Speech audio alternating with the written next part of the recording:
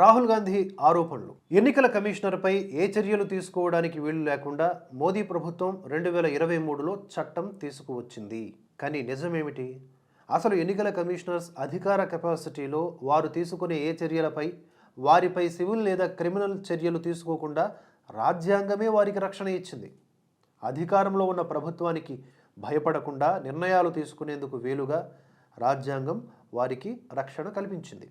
అయితే ఈ రాజ్యాంగ సూత్రానికి భిన్నంగా రాహుల్ గాంధీయే మేము అధికారంలోకి వస్తే ఎన్నికల అధికారులను శిక్షిస్తాం అని పలుసార్లు బెదిరిస్తూ ఉన్నారు. అంతేకాదు, మేము అధికారంలోకి వస్తే చట్టం పాత తేదీ నుండి మార్చి ఈ ఎన్నికల అధికారుల అందరి మీద కూడా చర్యలు తీసుకుంటామని పార్లమెంటు సాక్షిగా ఎన్నికల కమిషనర్స్ని బెదిరించారు.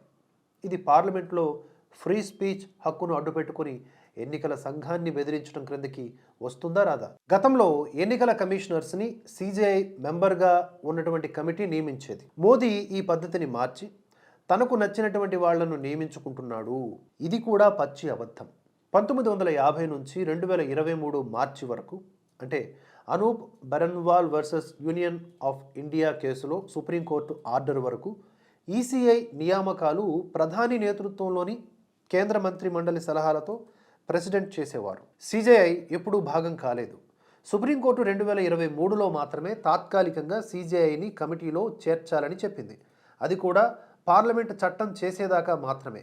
2004 నుంచి 2014 యూపీఏ ప్రభుత్వం ఉన్నప్పుడు, అంతకుముందు నెహ్రూ, ఇందిరా, రాజీవ్, పివి, సోనియా కాంగ్రెస్ ప్రభుత్వాలు ఉన్నప్పుడు కేంద్ర ప్రభుత్వం ఒక్కటే తమకు నచ్చిన వారిని ఈసీలుగా వేసుకునేది.